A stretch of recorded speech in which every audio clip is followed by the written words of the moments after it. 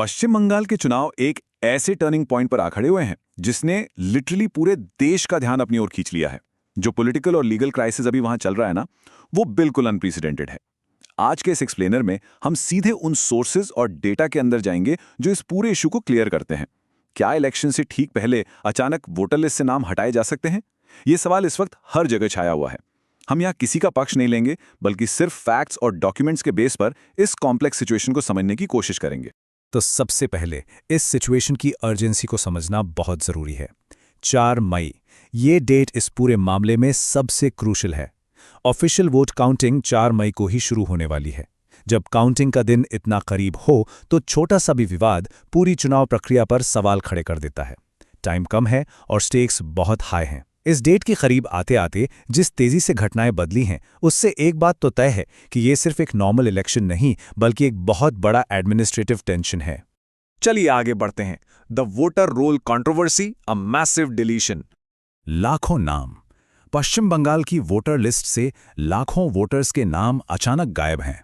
देखिए, ये कोई छोटी मोटी टेक्निकल ग्लिच या कुछ हजार नामों का इशू नहीं है। ये एक बहुत मैसिव स्केल पर हुआ है। वोट काउंटिंग से ठीक पहले इतने बड़े पैमाने पर नामों का कटना नेचुरली बहुत सारे सवाल खड़े करता है। एक डेमोक्रेसी में हर एक वोट मैटर करता है, और जब लाखों लोग लिस्ट से ही आउट हो जाएं तो एक बहुत ही सीरियस इन्वेस्टिगेशन का सब्जेक्ट बन जाता है।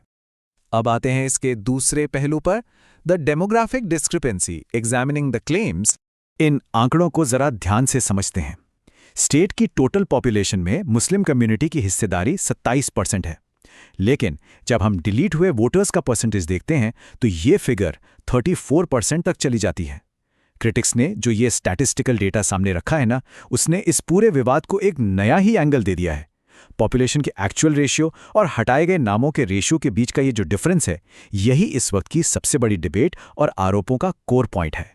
यहाँ एक बात एक्सप्लिसिटली क्लियर करना बहुत इंपॉर्टेंट है कि ये पूरी तरह से क्रिटिक्स के दावे हैं। सोर्सेज बताते हैं कि क्रिटिक्स का आरोप है कि लिस्ट से हटाए गए नामों में से 34% मुस्लिम वोटर्स हैं, जबकि स्टेट की आबादी में उनका हिस्सा सिर्फ 27% है।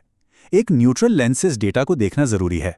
ये नंबर दिखाता है कि आखिर क्यों ये पूरा मुद्दा इतना सेंसिटिव और कॉम्प्लिकेटेड हो गया है। हम किसी पॉलिटिकल आइडियोलॉजी को सपोर्ट नहीं कर रहे, बल्कि सिर्फ उस डेमोग्राफिक डेटा को सामने रख रहे हैं जिस पर यह नेशनल वाइड डिबेट टिकी हुई है।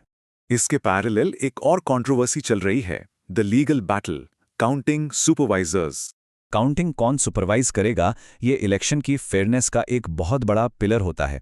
एक तरफ टीएमसी ने इलेक्शन कमीशन के एक डिसीजन को चैलेंज करते हुए प्ली फाइल की थी। डिसीजन ये था कि सेंट्रल गवर्नमेंट के एम्प्लॉयज़ को काउंटिंग सुपरवाइजर्स बनाया जाएगा। टीएमसी ने इस पर स्ट्रॉन्ग ऑब्जेक्शन जताया।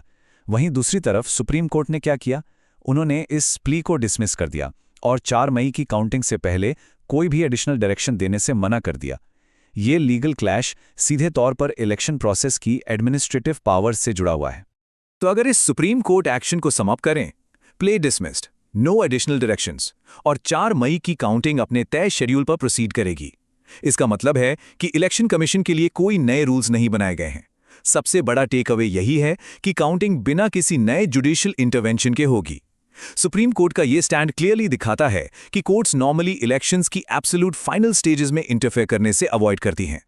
ये सब हमें एक बड़े कॉन्स्टिट्यूशनल मुद्दे की तरफ ले जाता है, कॉन्स्टिट्यूशनल स्टेक्स, आर्टिकल 14 इम्प्लीकेशंस। हमारे संविधान का आर्टिकल 14 सभी को इक्वालिटी बिफोर लॉ, यानी कानून के सामने समानता की गारंटी देता है। अब इन दोनों इवेंट्स को मिलाकर देखिए, वोटर लिस्ट से अचानक लाखों नामों का गायब होना और काउंटिंग सुपरवाइजर्स का डिस्प्यूट, इन दोनों ने आर्टिकल 14 के वायलेशन के एक्सट्रीम क्लेम्स को जन्म दिया है। क्रिटिक्स का आर्ग्यूमेंट है कि अगर नाम हटाने में किसी स्पेसिफिक ग्रुप को डिस्प्रोपोर्शनेटली टारगेट किया गया है, तो ये डायरेक्टली सिटीजन्स के इक्वालिटी के बेसिक कॉन्स्टिट्यूशनल राइट को चैलेंज करता है। ये क्लेम सिर्फ एक स्टेट तक लिमिटेड नहीं है, ये इंडिया में डेमोक्रेटिक प्रिंसिपल्स और इलेक्शंस की लेजिटिमेसी पर एक बहुत बड़ा सवाल उठाते हैं। और फाइनली ये पूरा सिनेरियो हमें एक बहुत ही डीप और इंपॉर्टेंट क्वेश्चन पर लाके खड़ा कर देता है। जब काउंटिंग डे से ठीक पहले लाखों नाम वोटर रोल से वैनिश हो जाएं, तो डेमोक्रेसीज फेयर आउटकम्स कैसे इंश्योर करती हैं? डेटा, लीगल रूलिंग्स और इलेक्शन इंटेग्रिटी का ये इंटरसेक्शन किसी भी सिस्टम के लिए एक मैसिव टेस्ट है। इंस्टीट्यूशंस ऐसे हैवी चैलेंजेस को कैसे हैंडल करती हैं और ट्रांसपेरेंसी कैसे मेंटेन रहती है, ये सोचने वाली बात है। आज के इस एक्सप्लेनर के लिए बस इतना ही।